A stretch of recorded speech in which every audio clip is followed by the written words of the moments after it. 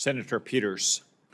Thank you, Senator Cotton. Mr. Colby, good to see you, and congratulations on your nomination. It was good spending time with you in my office, discussing a variety of issues. And one of the things we talked about was how Detroit is a major contributor to the Allied war effort now, but famously back in World War II, producing tanks, anti-aircraft guns, and other weapons, nicknamed the Arsenal of Democracy by President Franklin Roosevelt.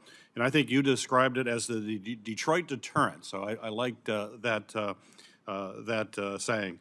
Your previous work on the National Defense Strategy emphasized shipbuilding dominance, and you stated improving the industrial base was going to be one of your top priorities if confirmed. We both share the same goal to expand the industrial base. Not just in Michigan, but around the country, although my focus, of course, is in Michigan. So my question for you, sir, is if confirmed, what policies or initiatives would you lead to mobilize national military industrial base? We have to outproduce our adversaries, and this is going to be critical, but how would you prioritize that, and specifically how? Well, thank you very much, Senator, and I really appreciate our discussion as well. So appreciate the kind words, and I absolutely share your conviction on this and an attempt to move it forward. Obviously, a lot of the responsibility for these issues would be in places like the service secretaries and acquisition and sustainment and so forth.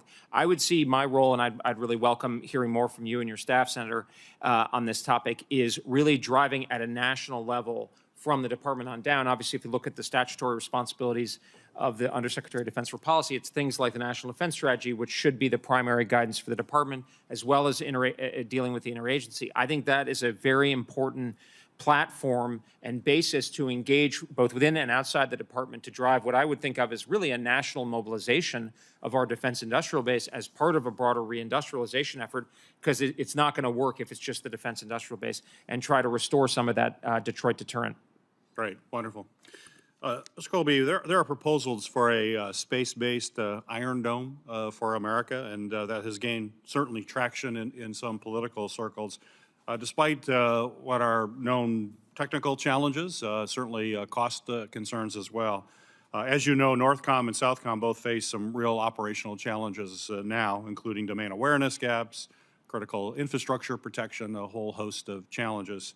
So my question for you is, how do you evaluate the feasibility of such an Iron Dome concept for defending the entire U.S. homeland, given the competing operational challenges that both Northcom and Southcom currently face?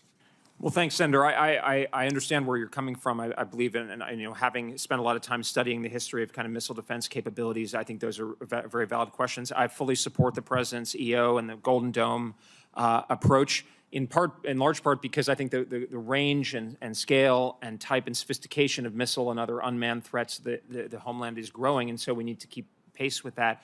I do think one of the reasons, again, where sort of, you know, the Keynes line, facts change, so, you know, my recommendations change, is I think some of the technology breakthroughs that we've seen in things like drones and unmanned systems, as well as in artificial intelligence, you know, and related fields, could really drive down the cost curve and offer up technology capabilities or technology solutions and results that would give us a much better bang for our buck, if you will. Now, a lot of that would be in places like R&E and other places, but I think that's a very reasonable, you know, basis to move forward and not just kind of pie in the sky thinking.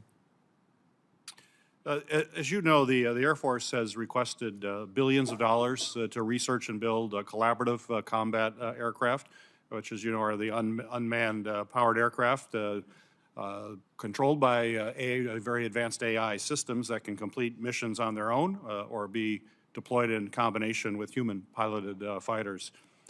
These autonomous aircraft are probably particularly crucial when we think about the Indo-Pacific and the vast range that encompasses.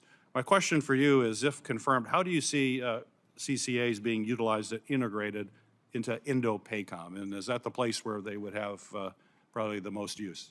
Well, thanks, Senator. I mean, unfortunately, my knowledge of this is really from reading the defense press and on the outside, so I don't feel I have the basis to give you a really informed answer, but I would say that I think we do need to see unmanned systems operating alongside manned systems in an integrated fashion with other unmanned systems as part of the operational concepts for the future, especially in places like the Pacific, given not only the long ranges, but the scale and density and sophistication of Chinese integrated air defenses. Great. Thank you. Thanks, Senator.